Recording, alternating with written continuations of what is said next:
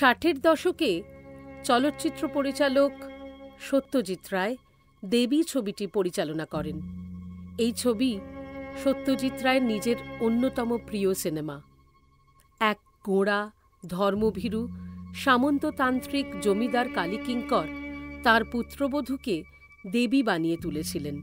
তিনি স্বপ্নে তার ছোট বৌমা দয়াময়ীর মধ্যে দেবীর দর্শন লাভ করলেন।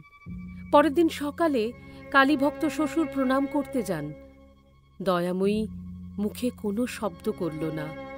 দয়াময়ী একবারের জন্য ভাবতে পারে না যে পরিবারের সর্বোচ্চ মানুষ তাঁর শ্বশুরমশাই ভুল করতে পারেন। অল্পই বয়স দয়াময়ীর, ওই প্রতাপের সামনে সে দিশেহারা। আত্মরক্ষার কথাও ভাবতে পারে না সে, প্রতিবাদের ভাষাও জোগায় না।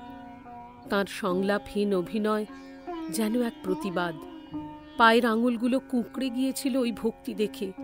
অসহায়তার মাঝেও দেওয়ালের দিকে ঘুরে গিয়ে নখের আঁচড় কাটাটা যেন তার পরোক্ষ প্রতিবাদ। দেবী ছবির শুটিংয়ের সময় সেটে সত্যজিৎ শর্মিলা ঠাকুরের সঙ্গে কাউকে কথা বলতে দিতেন না। দয়াময়ী যে অসহায় এবং একা, সেটা যাতে আরও বেশি করে অনুভূত হয়। দয়াময়ীর ওপরে যে চাপ তৈরি করা হচ্ছিল, বাস্তবে চরিত্রের সঙ্গে একাত্মতার জন্য এই ভাবনা দারুণ কাজ করেছিল।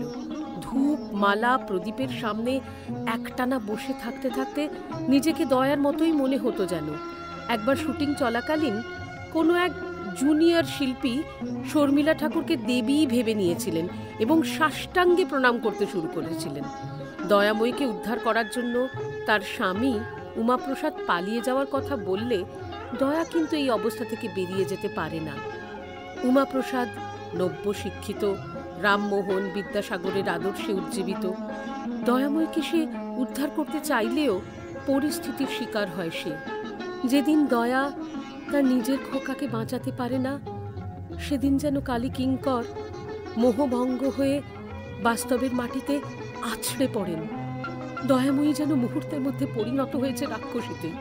অসংলগ্ন কথাবার্তা বলতে বলতে বাড়ি ছেড়ে কুয়াশা ঘন সর্ষের ক্ষেতের মধ্যে মিলিয়ে যায় সে। এই মর্মান্তিক পরিণতির মধ্যে দিয়ে যেন দেবীর বিসর্জনও ঘটে যায়। সত্যজিতের চলচ্চিত্রের ভাষায় বারবার চোখের ব্যবহার এসেছে। আলো আঁধারির মাধ্যমে বাস্তব এবং কঠিন সত্যকে যেন প্রকাশ করেছেন। দেবীর পোস্টারে দেখি দেবী আর মানবীর মুখ সহাবস্থান করে। সেই চোখের অসহায়তা কিছুতেই ভুলতে দেয় না দয়াময়ীকে।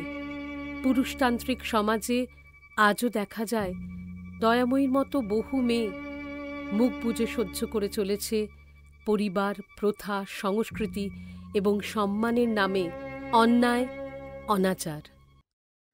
শুনতে থাকুন সিনে স্টোরি। আপনাদের সঙ্গে ছিলাম মেঘনা। ফিরে আসব সামনের সপ্তাহে আবার নতুন গল্প নিয়ে।